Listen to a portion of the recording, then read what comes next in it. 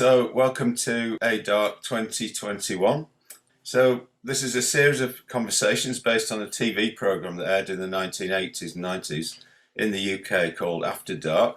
And in that program, a number of people, maybe 7 or 8 people, get together and they talk about a topic into the night from midnight onwards. And this program was hailed as one of the best ever episodes of television because it was what's called a long form conversation, and it just went quite deep, really. So this is the inspiration that I've had for doing these conversations. So my name's Mahabodhi. I'm a member of Prewar and the Buddhist order. And yeah, so this idea came out of a number of conversations that I had last year with fellow order members where a similar mood to After Dark came about. So today I've got 2 guests. I've got Brian Victoria. So Brian is the author of 3 books, which all cover Zen Buddhism and violence. So particularly Zen and its support for militarism and for the Second World War. His recent book is called Zen Terror.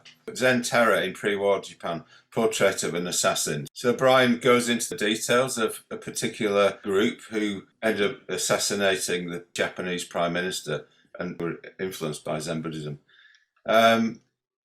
Kevala was in the last discussion. So Kevala's a friend of mine. He was ordained into Threefold in 1980.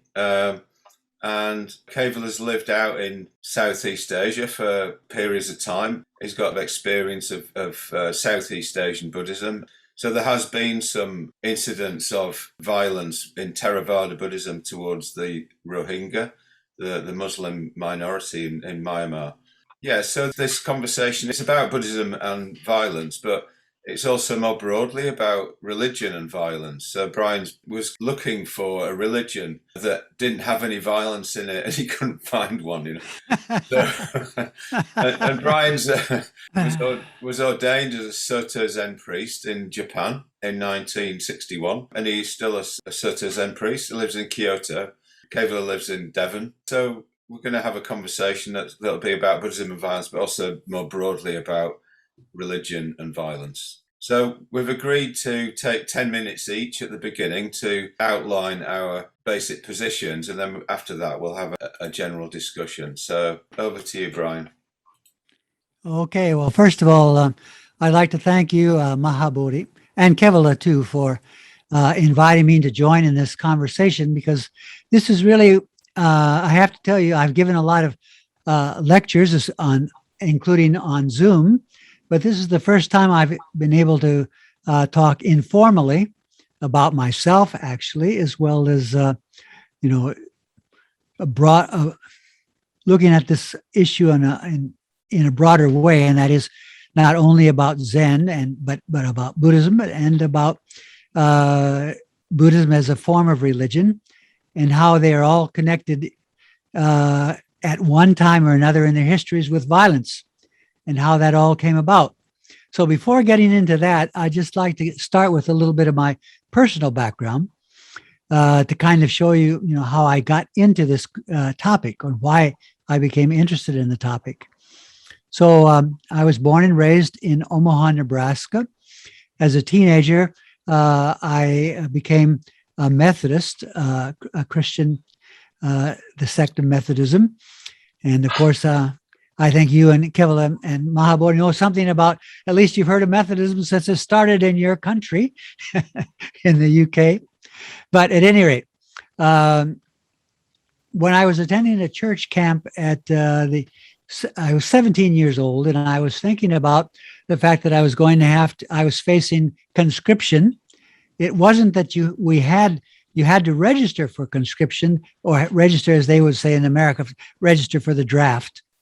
And I was considering how I was going to do that, because I knew there was an opportunity to register for the draft as a conscientious objector.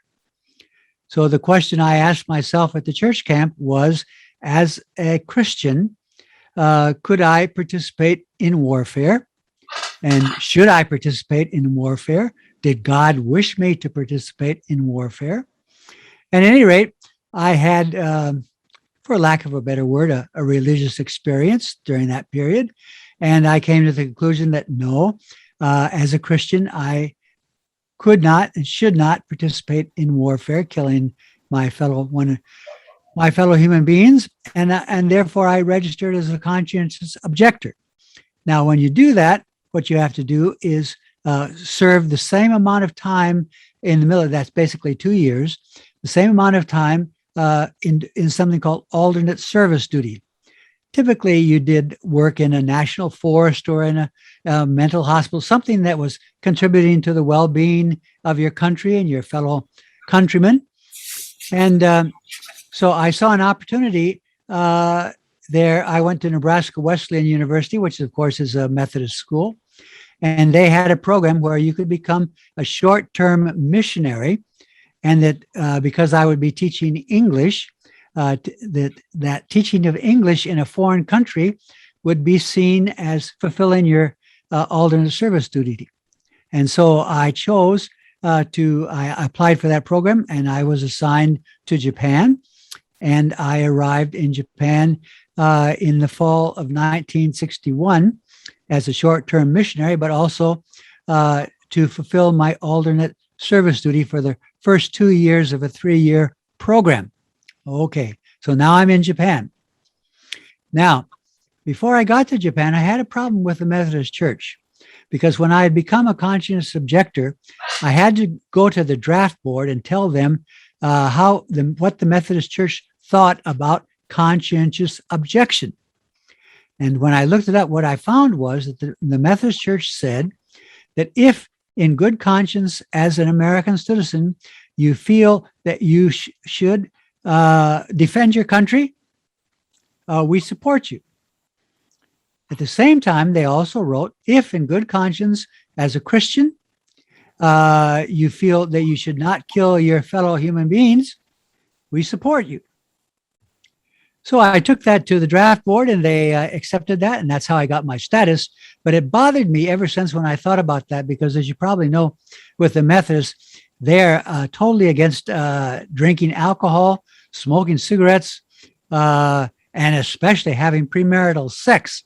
That is a big no-no. And if you did any of those things, they never said it outright, but basically, if you did any of those things, you knew you weren't going to go to heaven. You weren't going to go to a good place. So I thought to myself then, my fellow panelists here, I thought, how is it that they could know that you can't drink alcohol and that Jesus drank grape juice and not wine, according to the Bible? They know all of those things, but when it comes to whether you kill your fellow human beings or not, whichever you decide to do, whether you decide to kill them or you don't decide to kill them, we support you. So that bothered me. So when I got to Japan, one of the things we were expected to do was to read about the religions of the country we were in. And that was the basic reason for reading about those religions was that you could understand what the heathen think, and that when you talk to the heathen, you would be better able to convert them. So one of the first things I did was read D.T. Suzuki's famous D.T. Suzuki's book, Zen and Japanese Culture. And I was particularly struck, and this is an exact quote here. He said in the introduction, he said, whatever form Buddhism takes in different countries where it flourishes, it is the religion of compassion. And in its varied history, it has never been found engaged in warlike activities. Well, I thought, wow, this is so different from Christianity. I mean, this is it. This is a religion that not only talks the talk, but walks the walk. So that was my first introduction to Zen Buddhism. And that led me then to take my first Christmas vacation in Japan and go to a Zen monastery, the monastery of Eiheiji, Soto Zen monastery. And that began my interest and then my practice of Zen. And that eventually led me to meet a master and to become his disciple. And then actually it was 1965 then, Mahabodhi, that I became a priest. Okay. All right. And so that went on. I trained at Eiheiji then. And it was hard training, but that's what I wanted to do.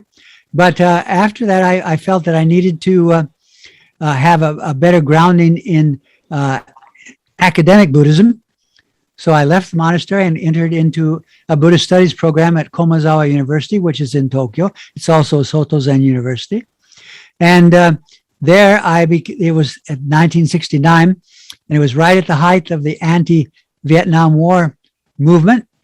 And I studied that movement, and I became convinced that America's policies in Vietnam were wrong.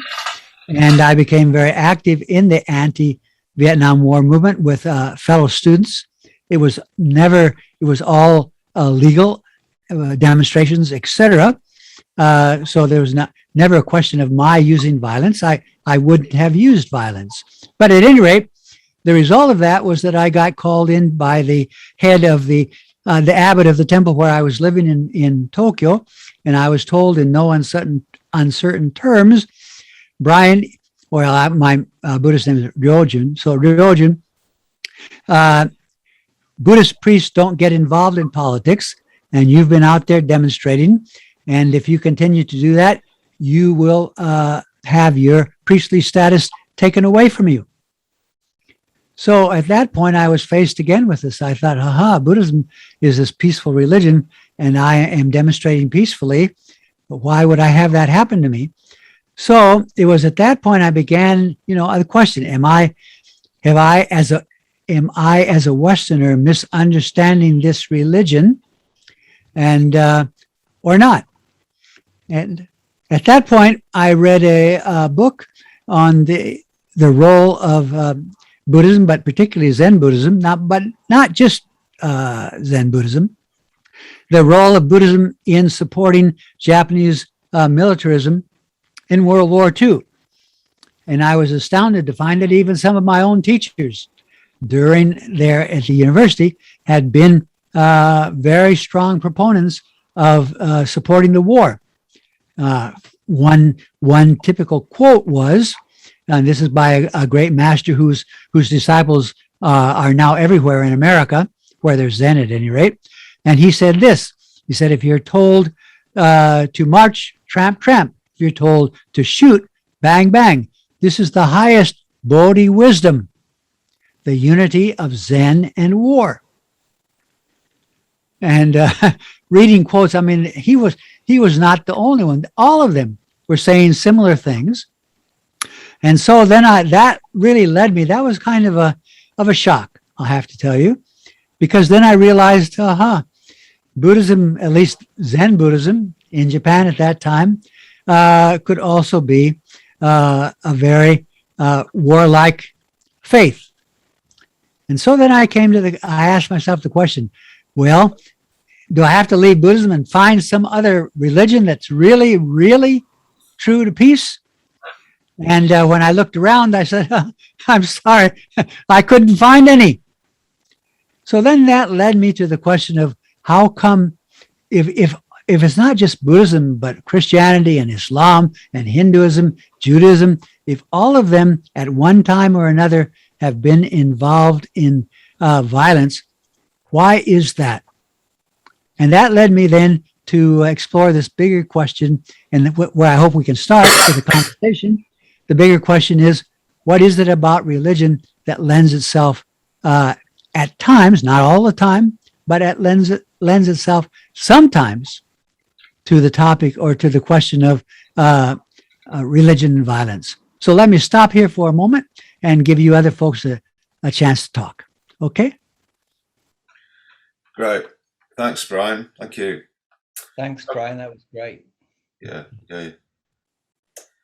Okay, so, all right, I'll take 10 minutes then to talk about my perspective or background, whatever. So I'm Mahabodhi. I got interested in ritual after I got ordained, and in 2003 I started to write a book on ritual, and that's changed into a book on mindfulness, because I got to the point where I thought I need to talk about meditation, and then to talk about meditation I need to talk about mindfulness. So I needed to explore the Four Foundations of Mindfulness and get a better understanding of them. So So some of the ideas that I came up with are around religion and symbolism. So basically, here's a diagram which represents what symbolism is. So in the middle there, you've got a symbol. Say, for instance, take a statue of a Buddha. It's like you're trying to approach some sort of reality through the symbol. So the reality is like, well, what is enlightenment? All reality, in a way, is ineffable, can't be described. So the only route to it is through a symbol. The symbol is like a soft focus version of the reality. So we have to look through and beyond the symbol to the reality to try and approach it. Here's an example of how it works in religion. So I think God is a symbol for some sacred ethical structure to the universe, so that there's a pattern in the universe where if you act in a particular way that you identify as part of this pattern, like kindness, then good will come of it, happiness will come of it, and suffering will come when you're not kind. So these patterns were drawn out of the universe because they were helpful. It's helpful to align ourselves with a particular pattern. So man created a stone circle. It's like he was saying, well, there's some sort of structure to this universe that I can't turn into technology. It's beyond that. It's a pattern. But I need to somehow align myself with it. So what is the pattern? So it's a belief that things are not random from an ethical point of view. But what can happen with symbolism is it has a downside that we take things literally. So we think, oh, the Buddha didn't have a bump on his head. That's ridiculous, So when we focus on the detail of the symbol and critique that, we actually lose focus on the reality. That's not what symbolism is for. It's not to be taken literally. So these are some ideas that I had early on. So one of the things that I ended up coming up with was a model which is based on the Four Foundations of Mindfulness. So we normally think of body, feeling, mind, or chitta, which includes emotions and thoughts and attention, and dharmas, which I see as views, as separate things that you need to bring mindfulness to. But my theory is that they're actually related to each other. They condition each other.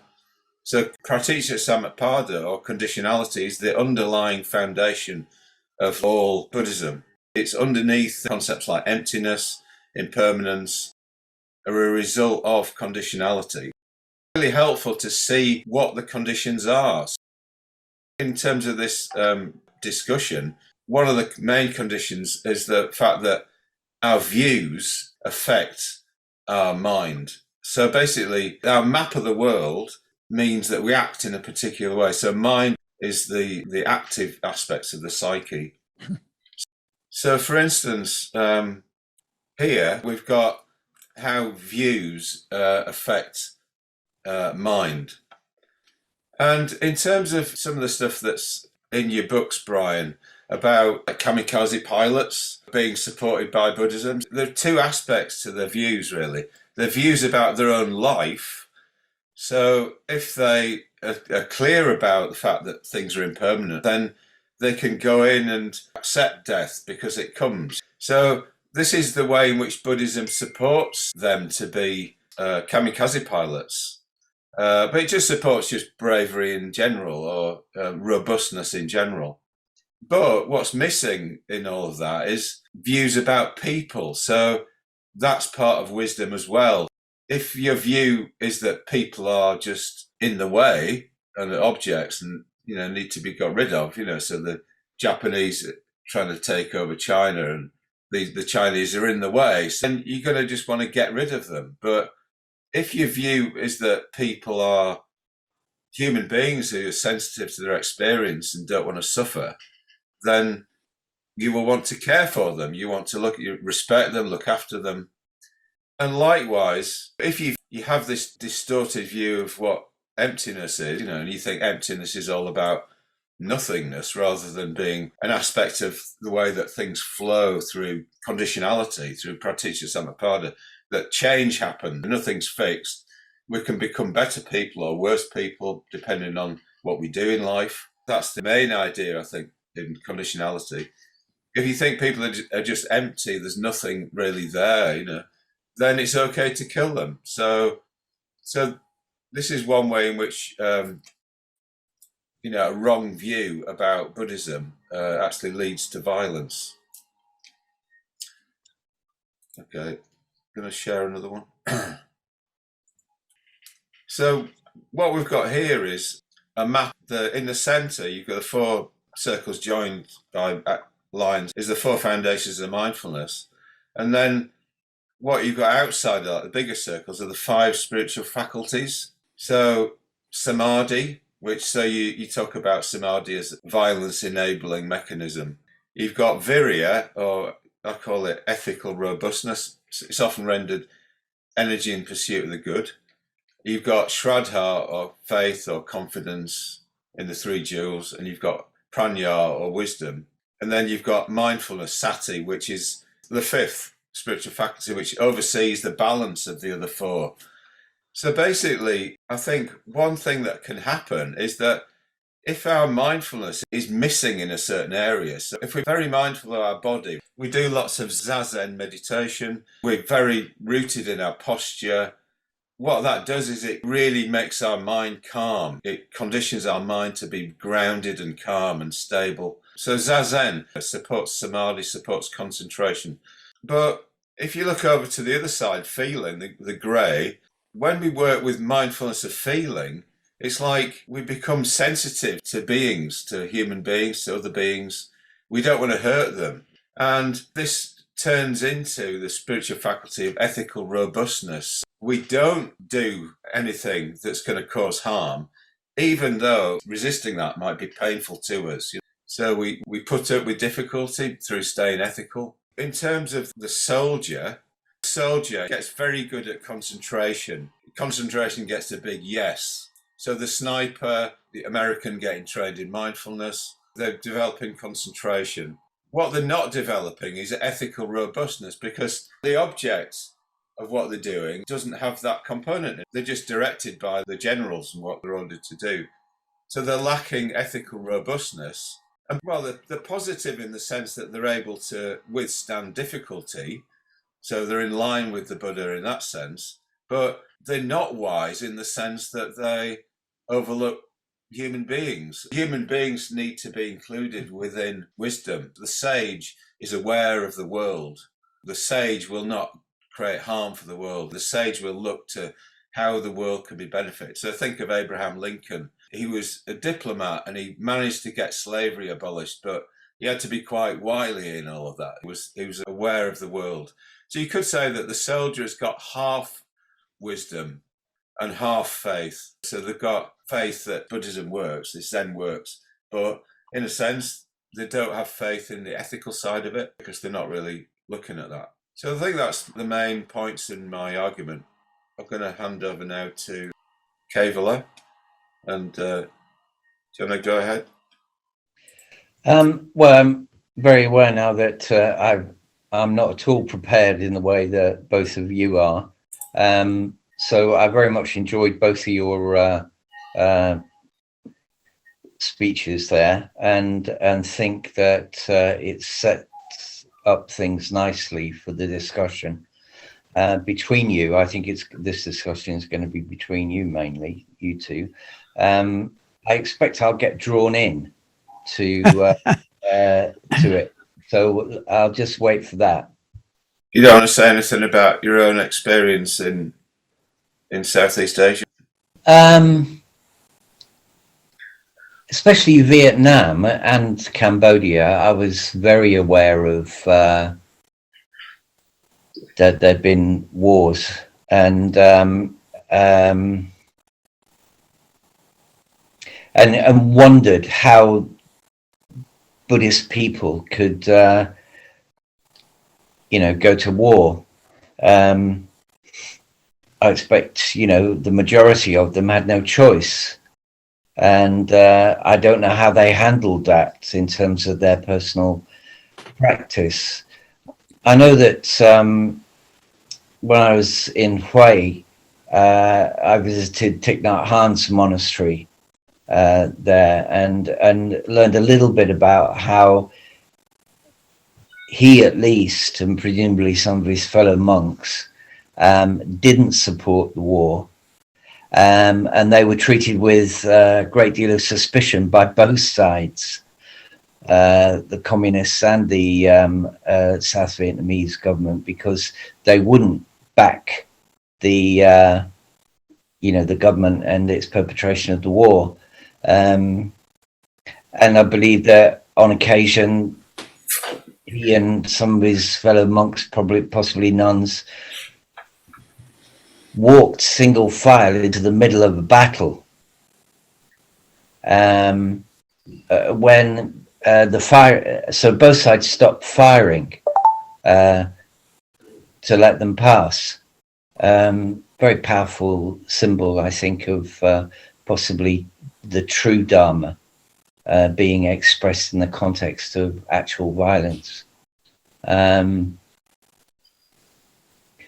So that moved me, but yeah, and then in Cambodia, I learned that,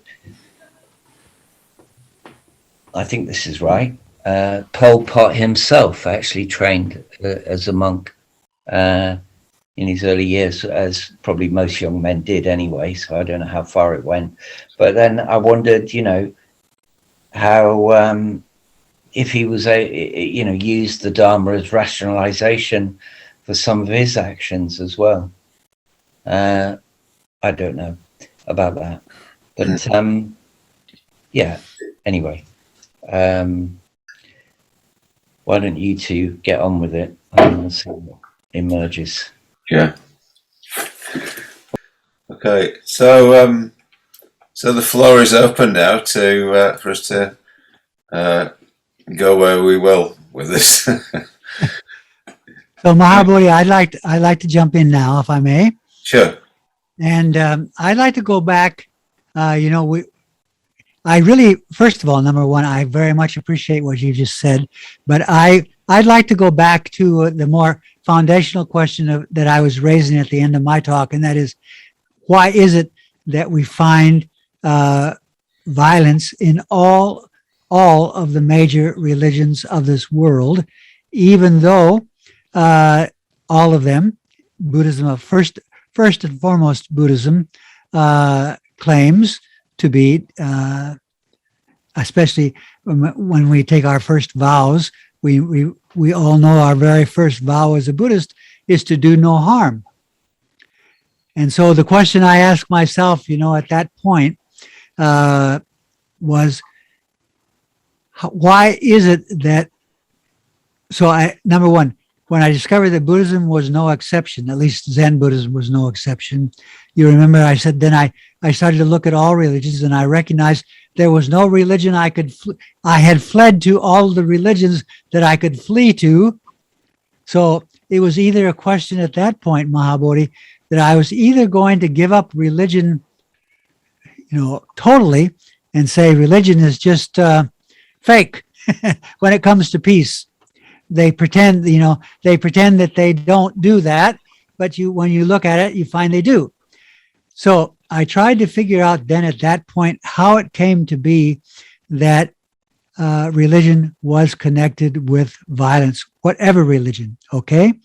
So it was at that point that I went back and I said, all right, I'm going to go back and I'm going to look at the beginning of religion. Maybe there's something in the beginning of religion that will give me a hint as to why and how it's developed as it has. And so that's at the point that I started doing some, I guess, what we would call anthropological research. And what I discovered was pretty interesting, at least. I'd like to share that, if I may. Is that okay, Bob Mahabodhi? Yeah. So I discovered that so far as we know, think about this is kind of a shocking statistic. We Homo sapiens, now we understand we've been on this planet for at least 200,000 years, probably 300,000. People that look like us and acted like us, etc., have been here that long. And yet all of our major religions today, Judaism is certainly one of the older ones, but they're 5 to 6,000 years old. So that means that we are basically ignorant of over 90% of the religious history of our species. 95% of the religious history of our species. We don't know what our ancestors, our early Homo sapiens, we don't know what their spirituality consisted of. I think that's pretty shocking, because people think, well, if it's 2,000 years old, it must be really true because it's 2,000 years old or 3,000 years old. But we don't know. So what I discovered is that the oldest religious practice that has been discovered so far can be traced back to the San people. We used to call them Bushmen, but the San people in the Kalahari Desert in Botswana, what is today Botswana, okay?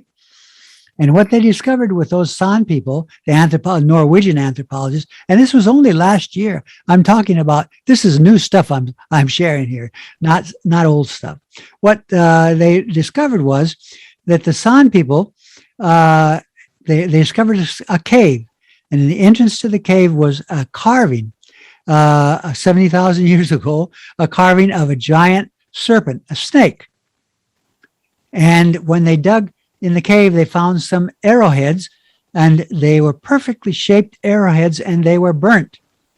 Now, the San people, even today, believe in a rain deity in the form of a snake.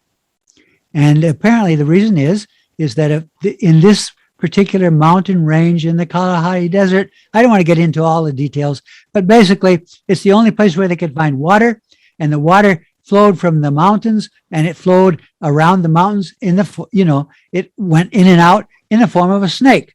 So they came to the conclusion that the rain god was a snake. And apparently then what they did was they offered these perfectly formed arrowheads to the rain deity to do what? To make certain it would continue to rain.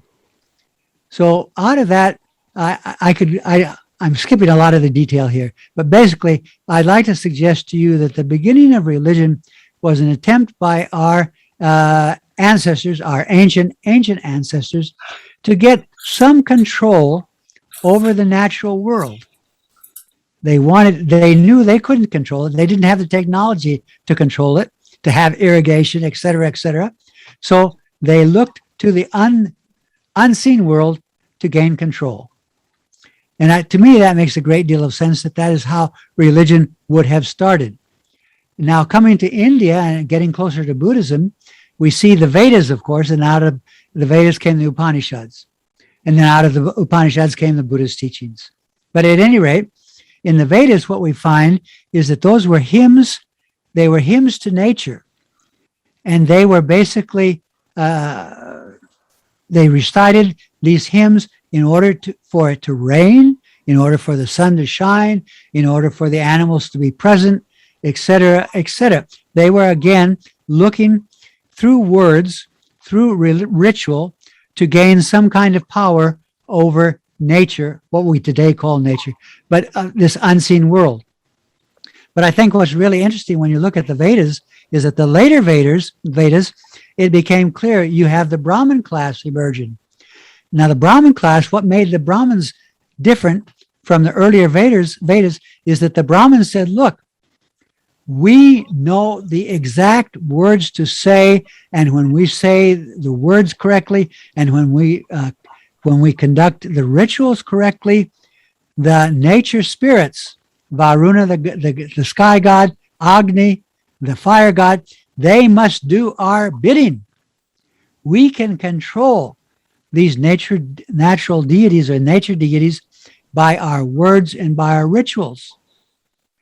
And so I think this is one of the central features of religion, is that it seeks to control. Now, if that's true, then since our ancestors they weren't living in cities, they were wandering around first in bands of about 10 or 11 people, later in tribes of around 50 people, it's inevitable that they were going to clash with each other.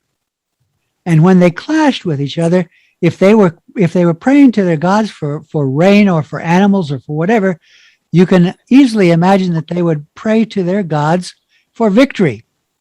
When they met another tribe and they were, water resources or whatever resources they were trying to get, it would make sense to me that they would look to their deities to give them victory in battle.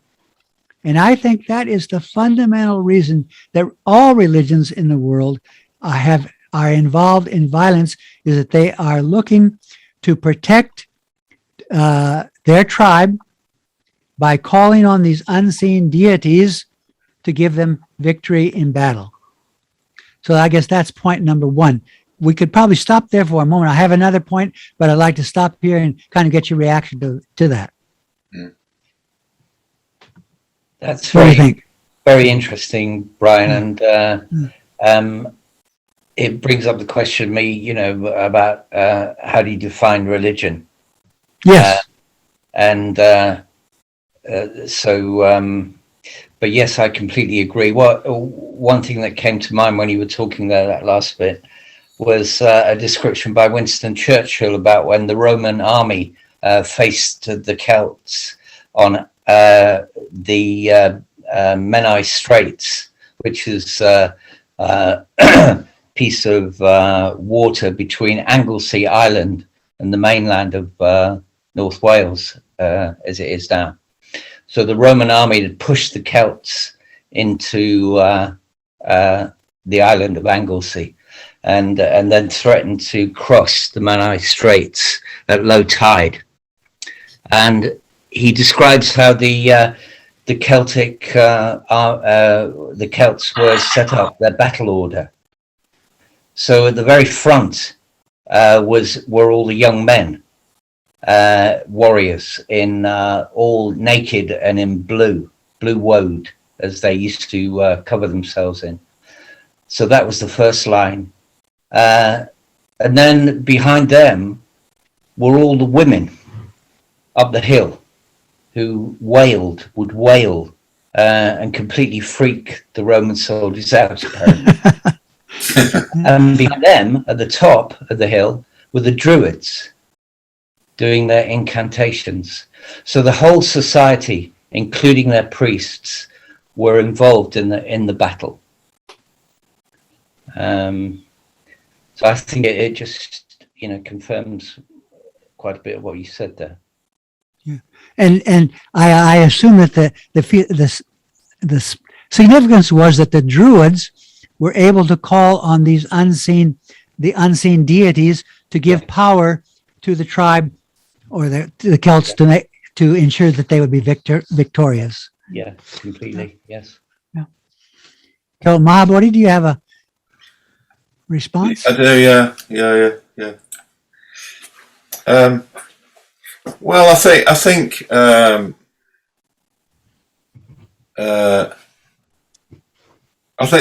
the issue of control is I think it is central really to this whole question. So, but I don't know if I think it's more about mindfulness really. So it's like if you're, the point behind, if the gods all represent patterns in the universe, if they represent forces and ways in which things happen and all that. So if you evoke a god, it's like you're trying to be mindful of that pattern, that particular pattern. So for instance, if it's like the Old Testament and you're mindful of like Yahweh, sort of, and he's a wrathful God, and all that. It's like you're trying to take on board that sort of pattern. Maybe society in those days was quite violent, and you need to be more on your guard against, obeying things. You needed to take something on board. So I think. Maybe religions do, when they start to think in terms of control, it's like a form of is it hubris or something? What's the word where you're presumptuous about the gods, and you think you're better than them or whatever. So it's like, what is it? I think, yeah. Yeah. So it's like it's a kind of form of arrogance, you know. Yeah. So I think the way it works in Hinduism is like you've got the Brahmins, and they've kind of taken over something, you know, this you know, they've taken over this, like the rituals, and they're just presenting that you need to come to me to do this ritual for you, and you're going to support me. Well, you know, I'm going to be at the top of the society, you know, and for that I'll promise that you will get some, you know, I'll align you with the gods, you know, and this is the downside of ritual, where it can just become superstition, and it's based in fear, you know. So it's like people are afraid, so they go to their priests and they sort of offer them something, and they say, "Oh, protect me from this," and you know. So I think all of the ways in which symbolism works has a positive and a negative side. So it's like it can lead both to a positive outcome. Imagination can lead to a positive outcome. You know, if you imagine something like enlightenment and the qualities involved in that, and you try and bring that into your life, you know, then that's a good outcome, isn't it? But if you imagine something, if you fantasize about something and it leads you nowhere near, it leads you away from reality.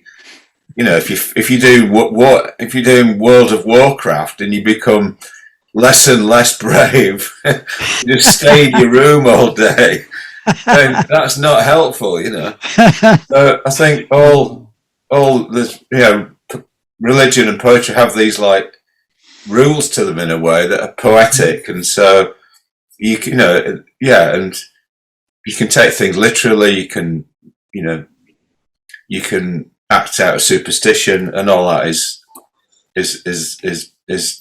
leads away from reality, you know, leads away from the well-being of all, sort of thing, you know. So I would say that, you know, mindfulness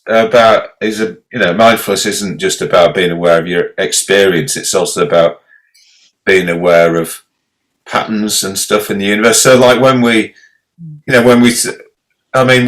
you see the scales of justice, you know, on the top of an assize court, it's like representing a belief that it's possible to work together with each other and have a system which has some sort of justice in it for everybody, you know, and that's the kind of good, you know, that's the kind of good thing. So it's not like you're trying to control, you know, the world. It's more like you're trying to understand what's a good way of looking at the world. And that's it. All right. Well, then I'll continue then here. So I think one of the things that I came to understand that we basically failed to understand about the beginnings of religion is that religion was not for the individual. Religion was concerned, the rituals and the practices were concerned with the good of the community, in this case, the good of the tribe. And I think this is a key thing to understand later on about religion and violence, and that is that normally when people of course there's individual violence, but I think what we're really concerned with when we are concerned with war is between groups of people, normally speaking. And that the fact that religion began as a method of seeking well-being for the community, and when the community is threatened, then they expect their religious leaders to be able to do something to call on those powerful deity or deities who can save them from being exterminated, from being killed, etc. Now, keeping that in mind, I'd like to go on now to the next stage, because I think religion has developed in stages. And the next stage that I'd like to talk about is a stage that was introduced by Karl Jaspers, you know, the German philosopher, who's dead now. But I don't know if you've heard of Karl Jaspers or not. But at any rate, Yeah. he discovered what he termed to be the axial age. The axial age, which means that the world turned on its axis. And the way he framed this was that between the 8th century BCE and the 3rd century BCE, we find that in all of these different parts of the world, there were religious leaders who came to some, they didn't all agree with each other, but there was an underlying turn of consciousness. And I think Mahabodhi, you like this because of the emphasis on consciousness. So what was the turn of consciousness? First of all, he noticed that in China, you have Confucius, you have Lao Tzu. In India, you have the Buddha and Mahavira. Mahavira is the founder of Jainism, which was very closely connected with Buddhism at the time. So, and then in Iran and Persia, you have Zoroaster,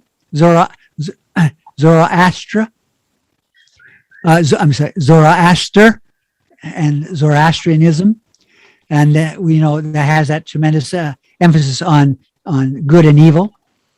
And then in Palestine or in Israel, you have the Isaiah and the later prophets of the Hebrew Bible or the Old Testament. And then in Greece, you have Plato. So all of these people had nothing to do with, they didn't know about each other. They didn't communicate with each other. There was no internet to talk to each other as we're doing now. But they all, what was the commonality of what they came up with? The commonality of what they came up with was that up until that time, each of these groups, each of these tribes had its own deities, and the deities were only for the tribe. The ethics, whatever the ethics were only for the tribe. But it was thanks to all of these teachers that they began to realize that there was what? There was something called universal truth that applied to all peoples everywhere, not just for your tribe. All right. And they also came up with and this is what's so kind of counterintuitive. They realized that these truths were not just for the community, but they were for the individual. So I think what we today think of religion as an individual faith, we think it's an individual choice that each person makes for himself or herself. That really stemmed, at least according to Karl Jaspers and to this axial age, it stemmed from that realization. On the one hand, truth is universal. The Dharma is universal. And on the other hand, it is true not just for the community, but it's true for the individual. All right. Now, I'm critical of that understanding to some degree, but let's stop here and let's get your reaction to the idea. There was an axial age in which people's ideas about religion, about faith, they saw that as universal, and that the God was not just the God of Israel, but was the God of all human beings, in which you see that certainly in Christianity today, and that faith was for individuals as well as for communities. So I'll stop here and get your reactions. Kevala, do you want to go? Yeah, I can agree with that broadly. I think, as you said, each of those beings taught different things at that time. And I've always thought that, well, certainly in terms of the Hindu culture that the Buddha came out of, that the Buddha went his own way with that. And so I wouldn't, not that you were saying this, but I wouldn't put the Buddha's teaching as part of Hinduism, which I think a lot of people do. A lot of Hindus do, I believe. But yeah, those were the roots, weren't they, of the Buddha's? That was the culture of the time that the Buddha came out of. And you know, I think, for instance, rebirth, you know, was not something that the Buddha invented. It was That's right. part of the existing culture. So quite interesting to see how, in the case of Buddhism, and quite possibly in the case of the other characters that you mentioned,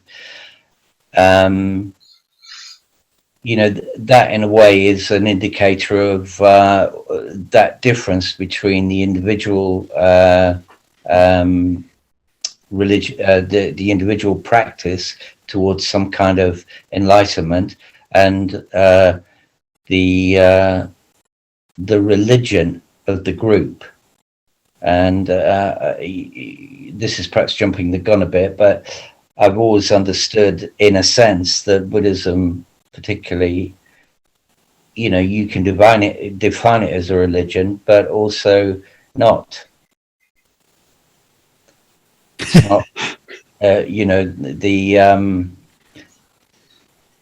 even the Sangha, which is the collection of people who are committed to enlightenment, in its purest form, you could say, in a manner of speaking, that it's got nothing to do with religion, which I've always, which has always attracted me, because I grew up, you know, not as a Christian, but I knew lots of Christians when I was growing up, and I never wanted to be religious ever.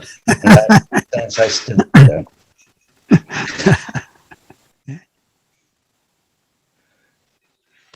Mahabodhi? Yeah.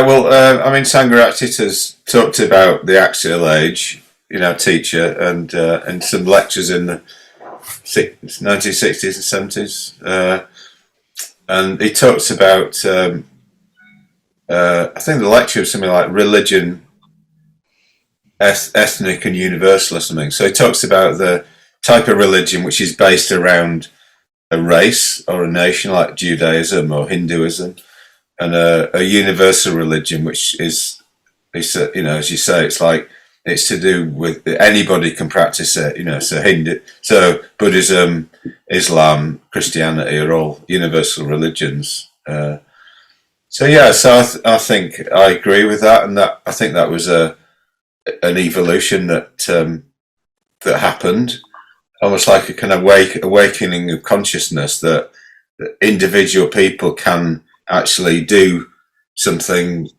separate from the group. And I think maybe that came about in India a bit because of the shift from a more agrarian society into more like cities and things. So, you know, it meant that there was more free time and people were less tied to having to produce produce and sell it and all that sort of stuff. So yeah, that's it. So I think I think it's a good thing, you know, that we've moved from. I think ethnic religion is a kind of lower form of religion, really, you know, because it's just based around a nation, and that nation's like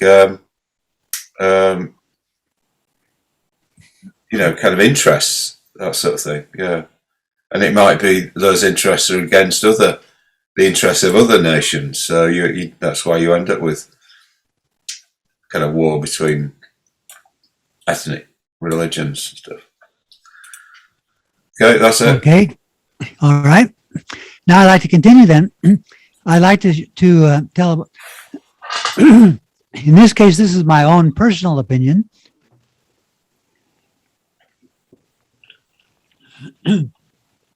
So I'm critical of this axial age in this sense. I agree that it happened, and I agree what the content was, But what tends to, I think, we forget, and this is where violence comes into the picture. What we forget is that if this occurred, we then tend to think that what you call ethnic religion or national religion, that was somehow that disappeared. That the human beings have gone on beyond that, and that we're no longer bound by that. But what I'd like to suggest really happened was that the focus on the group and the community and the well-being of the community and the using our religions to protect the community, that while that was indeed transcended to universal truth, to individual faith, yes, but at some level, at a deeper level, it's like it still exists in our consciousness.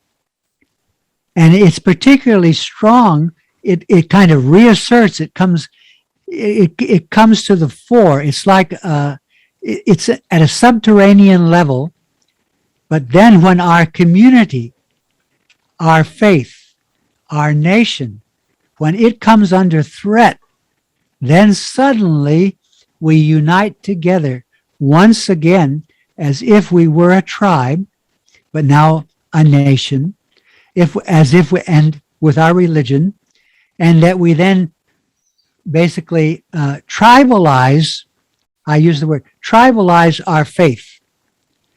And once we have tribalized our faith, then it's our faith, especially if the other guy has a different, even though the other guy also has a universal religion, and our religion is universal, suddenly it's our religion against their religion, our nation against their nation. Right? So, I mean, a crystal clear example is in Christianity, of course, is that Jesus is famous for saying, "What about your enemy?" That you should love your enemy, right? And that you should do good to your enemy. Now, there have been innumerable, especially in Europe, let alone the United States, innumerable nations that have called themselves Christian. But when those so-called Christian nations go to war, can anybody even give one example of a Christian nation that has loved its enemy, that has done good to those who abuse it? Of course, they don't exist. And yet the people in those nations, they continue to believe that they have a universal faith even when they're acting with a tribal mentality. So let me stop here and get your reactions. Thanks for that, Brian. Very clear. The one thing that comes to mind now is that, are we talking here, what's leading the characteristics that you just mentioned? Is it not just human nature and group behavior, which is, and then the religion is used as to rationalize that, rather than, I'm not sure if I've got you correctly here, you may not be saying this, but that it's the religion and the religious idea that's leading the situation. Well, let me respond to that, Kevala. Yeah, that's a very good point. And of course, this question of what is human nature, and if we look at it that way, Kevala, then we're going to end up saying, well, that's just the way things are, and there's nothing we can do about it. So, end of story. But I'd like to think that we have some agency, that we can, as an individual, but also collectively, make a difference if, as Mahabodhi is stressing, we have a change of consciousness. I don't know that that's possible. I really don't know it's possible, but I would like to believe that it is possible. We certainly can say it's possible at the individual level. Will it ever be possible at the group level? I don't know. But isn't it something especially as Buddhists, isn't it something that we should strive for? Absolutely. And I think when you talk about the group level, no, I don't think, because I don't think it works like that. I think the group is made up of potential individuals, if you use the term individuals in the sense of somebody who thinks independently from the group. But that's quite rare, isn't it? And that's what Yes. the genuine, the real Sangha would be. Especially, it's quite rare, especially when your nation is under threat. Yeah. Mm. Yeah. When your tribe is threatened, then suddenly your tribe becomes everything. Yeah. You'd have to be a very strong individual to be a conscientious objector like you were under circumstances. Yeah. It was easy for me because I did it when there was no war going on. Yeah. I just saw a recent video on Eugene Debs. He was the conscious objector in World War I, and they put him in jail for 10 years just because he objected to the war. Yeah. Also, the other thing that just came into my mind was the phrase that there are no atheists in the trenches. That's right. And that's a very good, and why aren't there? Why aren't there? Because again, they want, the person in the trenches feels weak. He could be shot at any moment. Yeah. He wants something beyond that, to give him the power to go on. But also, I think there's the feeling he wants something that should he die, that he'll have some faith that, for example, he'll go to a better place. Yeah. Well, this occurred to me when in your first when you talked at first, you said something like, "What is it about religion that lends itself to support violence?" Yes. It's not exactly that point I'm thinking of, but what is it in human beings that makes them want to have a belief in something else, something greater, whether it's God or enlightenment, whatever it is? Not that those two things are the same thing, but I think that's because it's inherent in human beings that we are spiritual beings, essentially. But we're also weak. We're weak. Yeah. We're weak. And we know we can't survive on our own. We have to survive in a community, and we know that a community can be wiped out. Sure. But what I was getting at, that's very true. What I was getting at there is that, I wouldn't necessarily see it as weakness to have faith in something greater. That could actually be seen as a strength, or to recognize your own, mortality. And, that can be that's a strength in a way. But what I was getting at was that because essentially deep down all human beings are spiritual beings, and whether you recognize it or not, you call yourself an atheist, you're put in the most extreme situation where you're facing death. It's likely to bring out your innate spiritual nature, isn't it? There are no atheists in the trenches. So when it really comes to the crunch, and I think, religions and their priests have always known this, and that if you want to get your Celtic warriors to fight, then you have to appeal to that deepest level of their being to give them conviction and motivation. So that's how I think religion and that can be used to manipulate people into, fulfilling the objects of the group. Not that, I think in those kind of times, in the ancient times, when the young men went to war for their group, they were going to war for people that they knew. They were going to war for their parents and their grandparents and their cousins and their brothers and the whole society. They were recognized as heroes. And so on all sorts of levels, there was motivation for them to perpetrate violence in order to protect the group. And then when they came back, if they were lucky enough to come back, they were lauded and treated as heroes.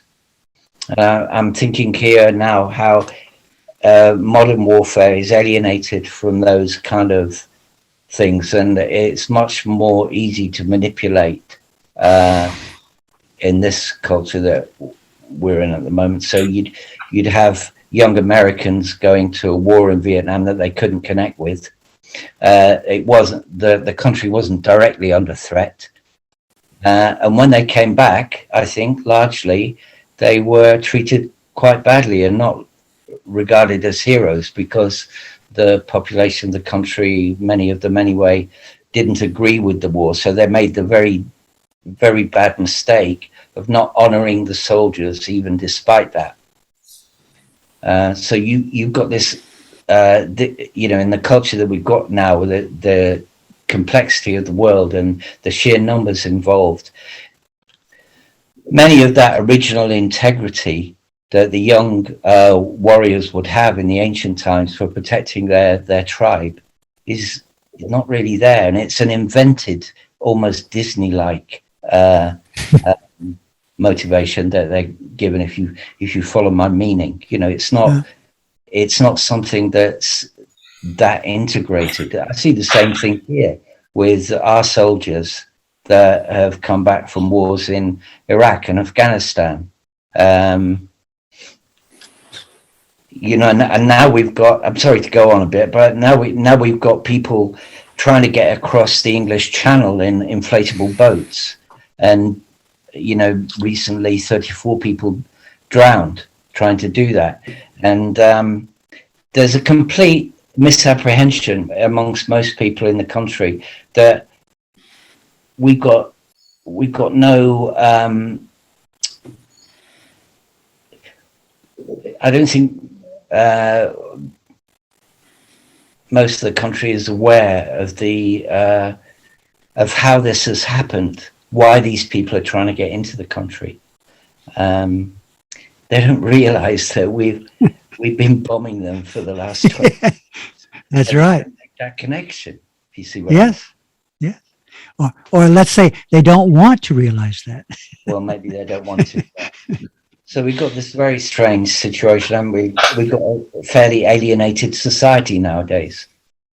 Yes. And in that gap of alienation, religions can manipulate. People can be manipulated. Yeah. Well, one thing you said, Kevala, that I liked very much was that if it is whether we call it human nature or not, the point you made was that religions themselves are not the cause of the violence, but they are being manipulated by usually powerful actors in a society to promote the policies that lead to violence. Exactly. So that this is one of the problems, I think, a real weakness across the board in religion is that the religious leaders are relatively easily manipulated to do the bidding of the people who have the real power in society. Yeah. So that raises interesting questions, doesn't it? Are they doing that knowingly that it goes against their principles, but they need to survive? The religious establishment needs to survive. Or have they lost touch with their original inspiration? Well, I remember I mentioned this to Mahabodhi the other day, and that is one famous Zen master. He was the head of the Eheji where I trained. And at the time the war broke out with China, he had a very famous statement. He said, we Buddhist priests, we do not even make a grain of rice. But when it comes to war, what we can do is to inspire the people to fill them with the belief that what they are doing is right and just. And this will be our contribution to the war effort.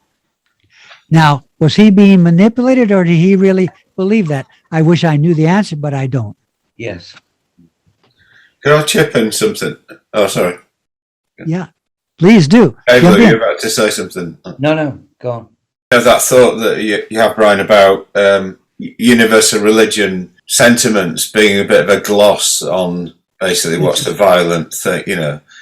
Yes. So I've got an image here to share. It's Vajrapani. You've got this idea in the Tibetan Book of the Dead. You see the visions of the peaceful deities, the peaceful Buddhas, and then you see the visions of the wrathful Buddhas come after the peaceful. And so figures like Vajrapani are around the edge of the mandala. They're keeping people out. They're keeping the demons out. Yeah, they're keeping the conditions for practice protected, which is the peaceful stuff going on inside. So I was just looking at Islam and the rules for jihad, and it says the opponent must always have started the fighting, it must not be fought to gain territory, it must be launched by a religious leader, it must be fought to bring about good, innocent people should not be killed, women and children. You know, it's like there's a whole list of things that that delineate when jihad is allowed. And it's the last resort, and it's to protect the religion and all that sort of thing. Yes. So thinking that you've got one model, which is where you've got the peaceful bit in the middle and the religious bit in the middle. You've got the violent bit around the edge protecting it. And I think that's the right way around. Yeah. But maybe what you're talking about is when you've got the violent bit in the middle and the peaceful bit around the edge and giving it a gloss of like respectability. That's right. So that is like the wrong way around. That's right. Yeah. I recently gave a Zoom talk in which I showed Japanese films that were made in Japan during World War II. All right.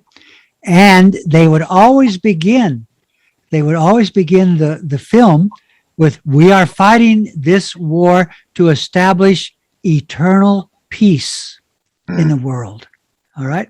So the goal was never to conquer someone else or to subject, to colonize their land. It was always for eternal peace. And how do you establish eternal peace? Well, you have to drive the Western colonialists out of Asia. Now, was there some justice in that idea, given the fact that the UK, Britain had Burma, India, et cetera, and France had Indochina, and America had Philippines, and even the little Dutch had Indonesia? Was there some justice in the idea that their fellow Asians, the Japanese, should drive the Western imperialists out of these countries and let them be free? I think you could, if you were a young Japanese man, I think you could buy into that idea, that this was a righteous war, a war of a bodhisattva to sacrifice himself in order to free his fellow Asians. And of course, it was a lie. Why was it a lie? Because, for example, a good example is in Burma, when the Japanese forces, they entered Burma in the spring of 1942, and they drove the British out. Hooray! And we have, you're probably aware, Aung San Suu Kyi's father was General Aung San. She was just, by the way, as you probably read, sentenced to 4 years in prison today. So I think we need to think about her at least a moment, even though I think we're critical of her in some ways. But at any rate, the point being that when the General Aung San was actually an officer in the Japanese Imperial Army. Not many people know that. Why was he an officer in the Japanese Imperial Army? Because he wanted to fight to free his country from the British imperialists. And if you believe in fighting, why, you could say, hey, he was doing something right. But then after they drove out the British, the Japanese did leave. And 2 years later, the Burmese realized that they had been given their freedom in name, but in fact, the Japanese were still in control. And so one famous Burmese general said, when the British came, they sucked our blood. when the Japanese came, they ground our bones. Which would you rather have? Have your blood sucked or your bones ground? At any rate, they were both imperialists. But you can't see your own imperialism. Everybody can see the other guy is bad, but they can't see their own, their own greed. And there's one reason, by the way, I happen to be a Buddhist, is because I really believe Buddhism has it right when it talks about the three poisons of greed and dislike or hatred and ignorance. Isn't that really where what it all comes down to in the end? I'll stop here. Yeah, absolutely. So I think as a Buddhist, I just look at the world and see all the kind of thing you just described, politics and group behavior, and basically views based on identity, identity with a particular group against a particular group. And in a sense, I don't judge it from a Buddhist point of view. Why should I? That would be my ethics, would be, non-violence. But the world is violent, always has been, probably always will be. And you've got, the English occupying Burma was a terrible thing. And if I was a Burmese person, I'd want to get rid of them. But as a Buddhist, from a Buddhist perspective, I can't really expect to apply my ethics to other people in the world that haven't made an individual choice to practice the Dharma and be non-violent. Why should I impose my views or judge it from my point of view, either against it or to support it? If you see what I mean. My ancestors were killed in the trenches in the First World War. They were, on their way to kill Germans when they were machine gunned down. I could very easily side with them and say, the Germans are terrible because they killed my ancestors. I could easily identify with the group being English in that sense, but and that's all there in me. I am English. I have that history. I know a bit about my English history, and I can identify with it quite easily, quite strongly. But there's the Buddhist in me that seeks not to be identified, not with the group, but even not with my false idea of a self. So I think the difference here is that to go back to what we said before, Buddhism in this sense I can't really accept as a group religion. Obviously, there's an aspect of the organization, the ecclesiastical corporation that exists in various established Buddhist countries, including Japan. But I hope that within that, there is genuine Sangha at some level or other, and that there would be individuals that you probably know who don't buy in to using Buddhism to rationalize and support the political aims of the country. Mahabodhi, do you have some comments? Actually, it segues nicely into a little presentation. I've been writing my book since 2003, and around 2006 or 7 or something, a friend of mine introduced me to this book called The Embodied Mind. And what it does is it talks about the interface between Buddhism and science. And it's led to various discussions that have led to the Mind and Life Institute being established by the Dalai Lama. So I've done some reflection on this around individual choice in religions, and I just kind of present that and hope it sheds some light. Looking at different types of evidence, you've got scientific evidence. So people do experiments and they come up with results, and those results are presented to like third parties. So with science, it operates through third person evidence. So you have to be able to replicate an experiment and present it to other people. And so you end up with something like being built up, which is like scientific truth. So the scientific community validates that evidence, and they say, we agree that the speed of light is this plus or minus this meters per second. With religion or a wisdom tradition, what you have is something different. So you have something called first person evidence. So this is like evidence that I only have access to. Nobody can say what's going on within me. So I have faith in Zen Buddhism because it's worked for me. My life's become better through it.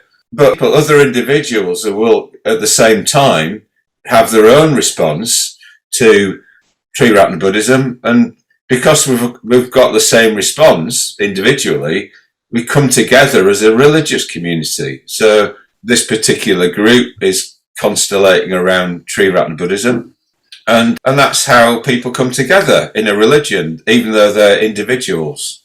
So Kevala related this, that we make our individual choices and then we just happen to come together as a particular religion. But it's obvious that you've got a third type of evidence as well, which is something called second person evidence. So this is more like politics. So you're trying to influence other people. So you're trying to leverage opinion. You're trying to convince people of something that you want to happen. And it's got nothing to do with your individual faith or personal faith. It's got nothing to do with science. The realm of politics. So I think it's really helpful to keep these three areas separate. So we build up a pyramid of political truth. So the political truth is often based around power. You talk people into things, you use rhetoric, you lie and you do whatever to make something happen. You coerce people into things. Now, if in your society nobody's really doing this, if nobody's really being strong ethical individuals who are going to rely on their own principles and be individuals, then what happens with this is awful. It's just a power mode. It's like people just grabbing what they can get and rationalizing it, as you described, using a universal religious gloss on some power play. So you can't get away from the fact that you need to have these people who are practicing Buddhism and are really practicing it, and they're not going to be talked into supporting the state.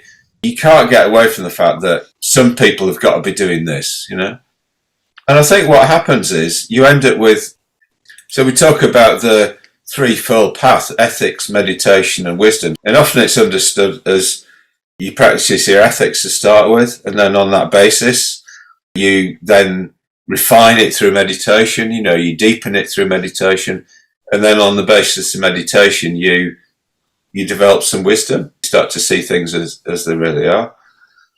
I think there's another way of seeing the threefold way, which is like this. You practice ethics and you try and be a good person, but your meditation practice acts as a corrective to your ethics. If you're being a nice person, but when you sit down to meditate, what you realize is that in your depths, you got all this crap going on. There's nothing like your superficial ethics, all this hatred and desire. So your meditation practice forces you to deepen your ethics. And then your wisdom, so that to the extent that you've got any wisdom at all, or you're in touch with anybody that's got any wisdom, then that wisdom actually acts as a corrective to your meditation practice. You might get into blissful states of mind and think that you've got somewhere. We're actually just parking yourself in some blissful Hindu state, formless dhyanas or whatever.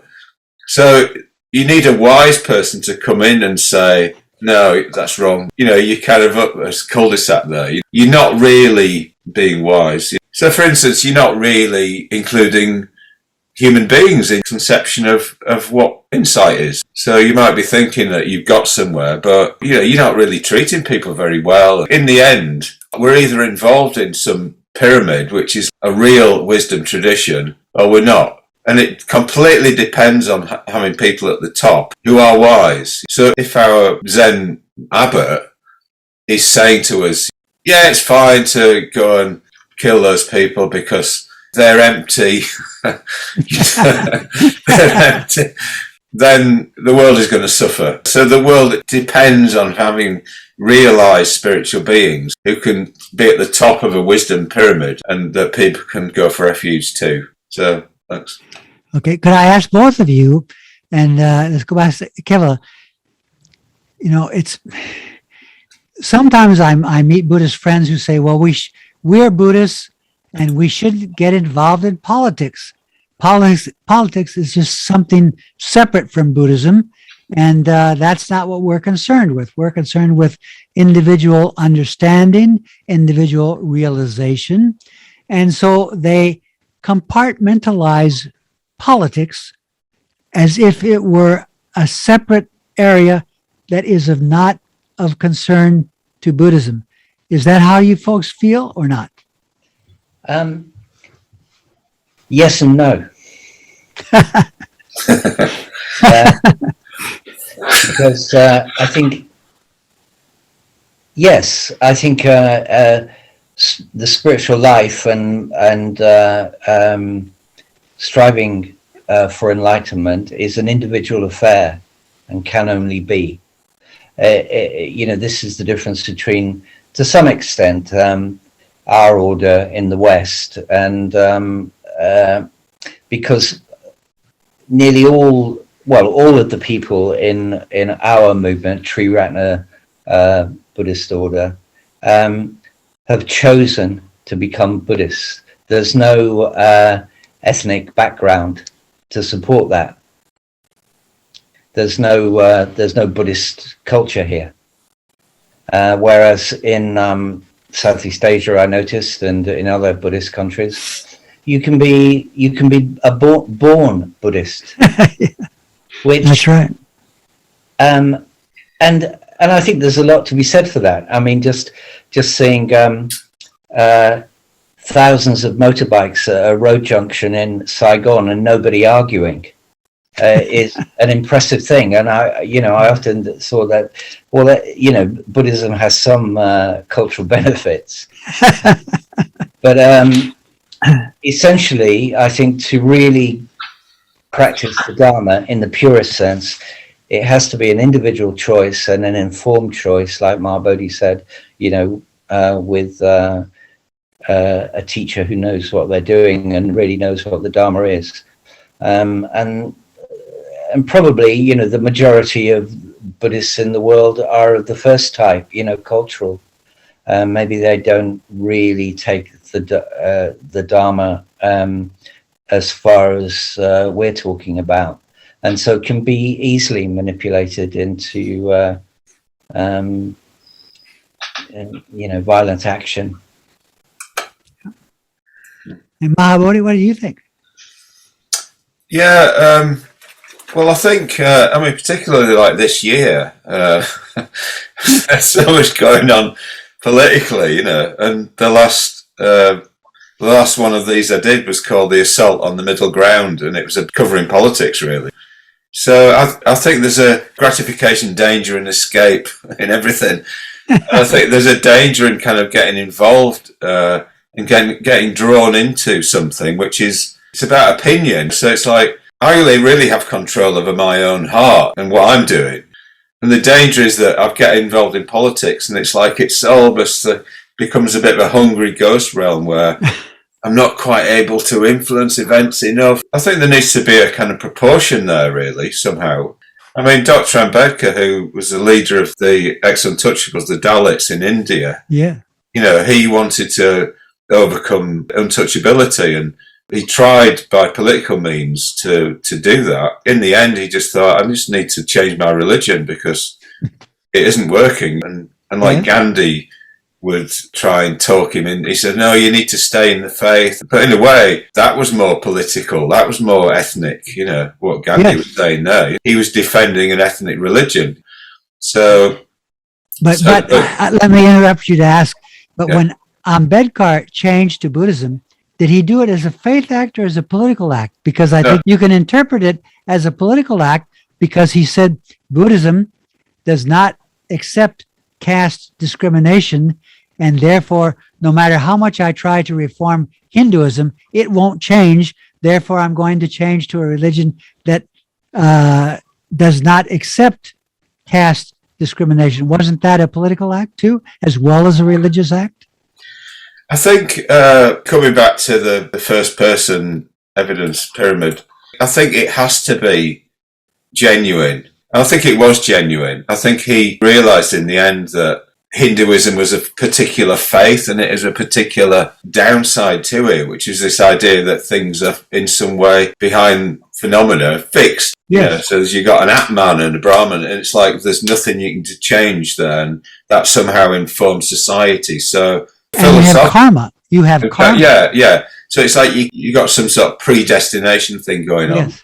Whereas the Buddha's saying there's no predestination, you just can change according to your actions. So I think he really saw that as liberating and genuinely went for refuge to the Buddha, Dharma and Sangha. And I think Ambedkarite Buddhists who maybe veer towards being more political, I think they lose out on something really. And ones that just stick to the Dharma, many hundreds of people in our order who are Ambedkarite Buddhists, then I think that's the solution. They're happier, So, yeah. Are you saying there then that an Ambedkarite Buddhist should not be involved in the struggle to liberate the Dalits from ongoing caste discrimination in India? Well, I think the way forward is to be a Buddhist and to exemplify something. And then other people become Buddhists and then they change. They become centers of inspiration for other people. So it says that through each individual changing themselves that political change happens in the end.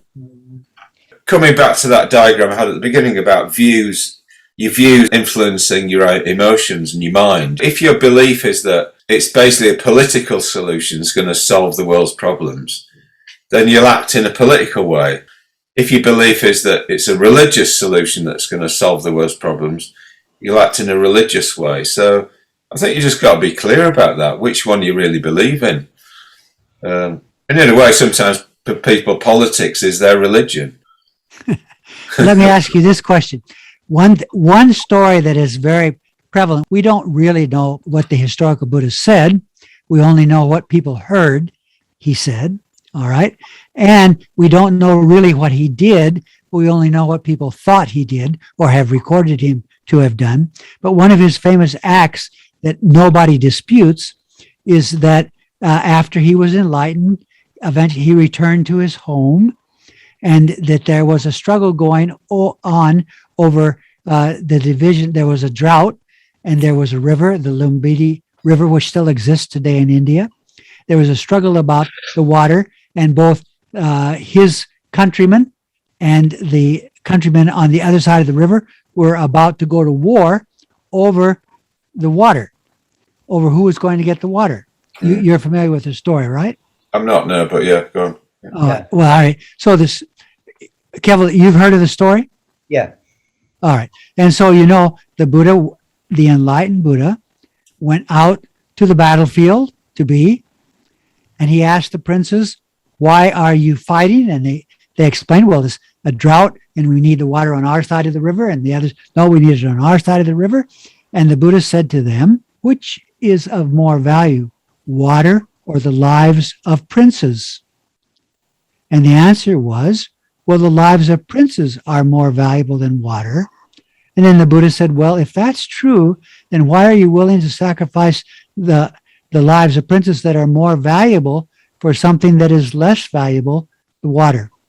And when they heard that, they said, that makes sense. And a war was avoided. Now, was the Buddha acting un-Buddhist when he went out to the battlefield and engaged in politics to solve a war, Mahabodhi? What do you think? Yeah, I think the Buddha wasn't acting as a Buddhist. No, I'm joking.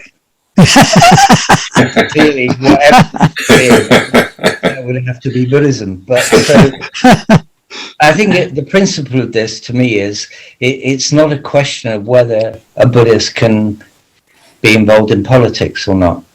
It's not really a question of that. A Buddhist can be involved in politics or not.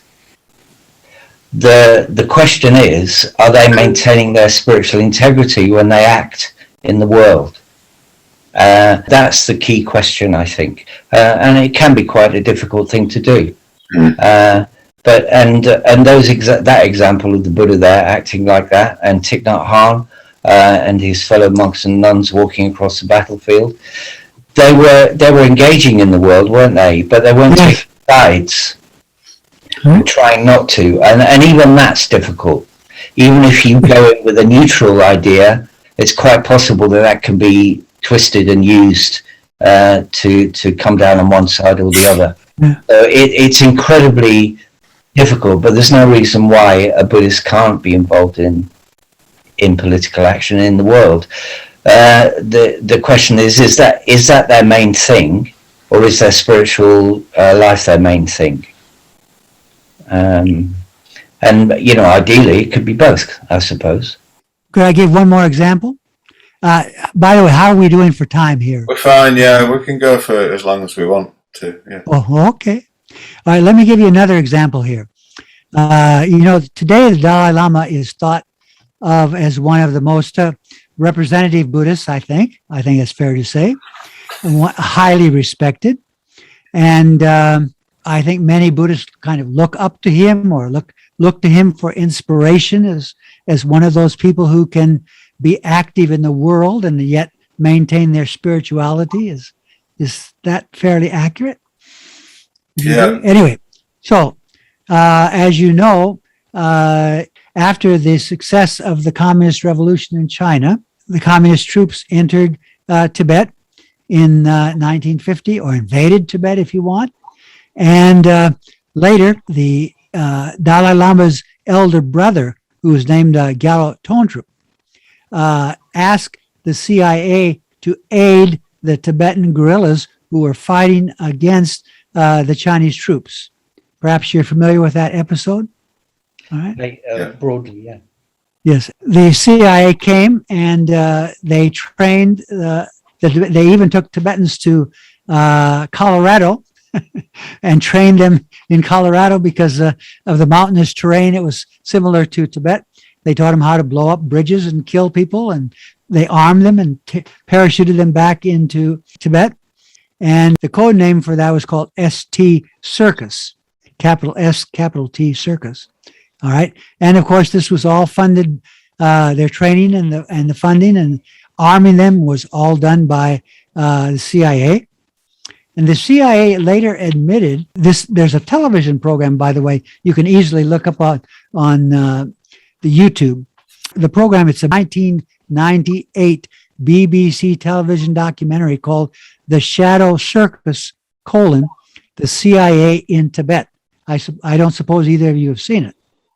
But at any rate, if you do look at it, it's interesting because the BBC commentator goes and has an interview with the Dalai Lama. And he says to the Dalai Lama, he said, I thought Buddhism was all about peace and that you didn't get yourselves involved in war. And yet your brother is working with the CIA and with the Tibetan guerrillas. And is this representing Buddhism? And I'm going to read you a quote. These are the exact words the Dalai Lama spoke in English to the BBC commentator. He said, quote, "Fundamentally, there is basically a Buddhist belief that if the motivation is good and the goal is good, then any method, even apparently of a violent kind, is permissible, is possible. But then in our situation, in our case, is it practical or not? That, I think, is a big question." What do you think, Kevala? What do you think of that? Interesting.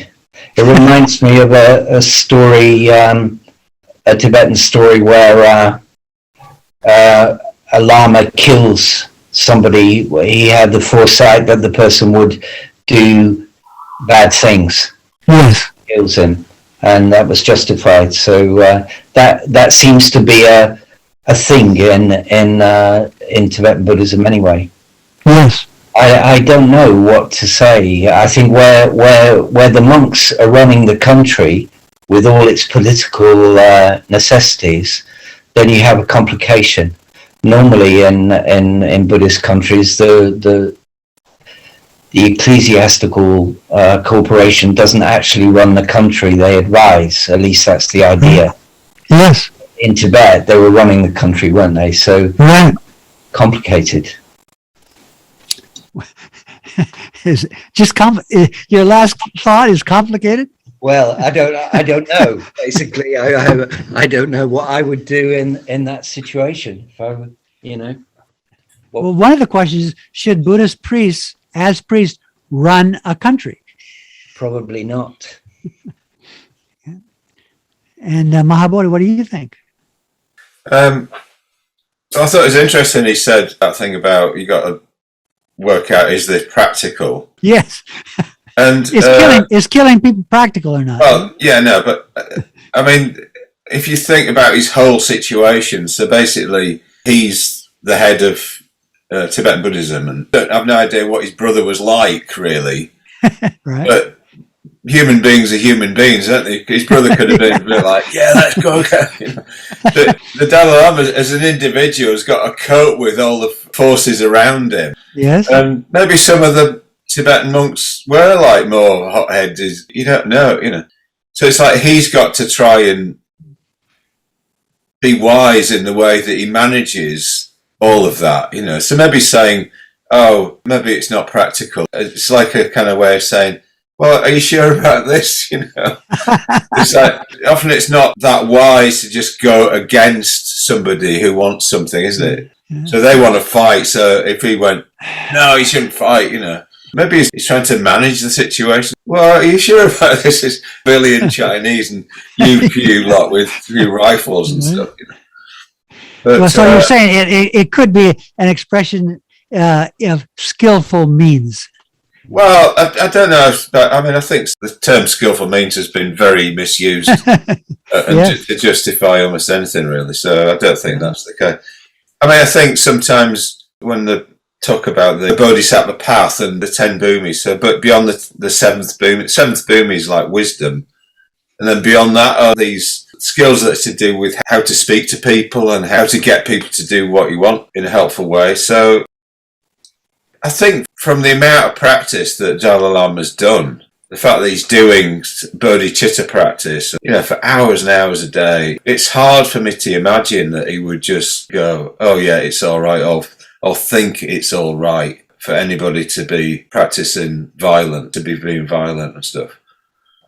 Well, one of the things they did in this program, if I may interrupt you here, is that they interviewed one of the guerrilla fighters. Yeah. And they asked him what his attitude was when he was killing the Chinese. And this is an exact quote as well. He said, "My father would tell us the communist Chinese were the enemies of our religion, so we never felt it was a sin to kill them. In fact, we tried to kill as many as we could. When we killed an animal, a prayer would come to our lips, but when we killed a Chinese, no prayer came to our lips." Yeah, well, that's completely not Buddhism. And that's what you've described as protecting your religion, Yes, that's right. And that's what the people in Myanmar are claiming, they're protecting their religion. Yes. I don't agree with that at all, yeah. Well, and especially speaking of Myanmar, I think it's very interesting. You probably heard, or a major Buddhist anti-Rohingya organization was called the Mahabodhi. I don't know if you read about it, but at any rate, the head of that, Mahabodhi means race and religion. Protect race and religion. So as you probably know in Myanmar, 65% are Bamar Burmese. And Aung San Suu Kyi herself is Bamar. And so one of the questions came up is, why is she, as a leading Buddhist, Why doesn't she support the rights, justice, freedom for all of the Burmese people? But it's very clear that she does that because she's Bamar and because she wants to protect her people. And I think this is one of the problems. Again, when I see, to Kevala, I come back to you and say, look, it's nice if we could think that Buddhism could be somehow separated from politics, but it's embedded in especially in a Buddhist society, it's embedded with everything that everybody does. It's a question, are they going to bring the Buddhist values to all of the people, or are they going to accept that it's only for my people? All right. Reactions? Yeah. Again, it comes back to what level are we talking about? Because you can have cultural Buddhism, and then you can have, just for the sake of being, making a distinction, the true Buddhism, which transcends cultural interest. So, and like we said before, most of the Buddhism in those established Buddhist countries is on a cultural level. I met what I thought were genuine Buddhist monks in Myanmar when I was there, and they were horrified at what's going on, and especially, I assume, because it's led by monks. Yes. Which, just because somebody wears a robe and has a funny name doesn't mean they're necessarily a Buddhist, does it? Right. That's right. So my question then is, as a fellow Buddhist, what is our responsibility? Should we say something? Do we just turn away from that? Do we criticize it? Do we remain silent? What do we do in that case? But that's up to the individual. Well, I've thought a lot about this area. So I think for me, it's like doing what I'm doing now here. It's like I'm trying to teach the Dharma. I'm trying to clarify things.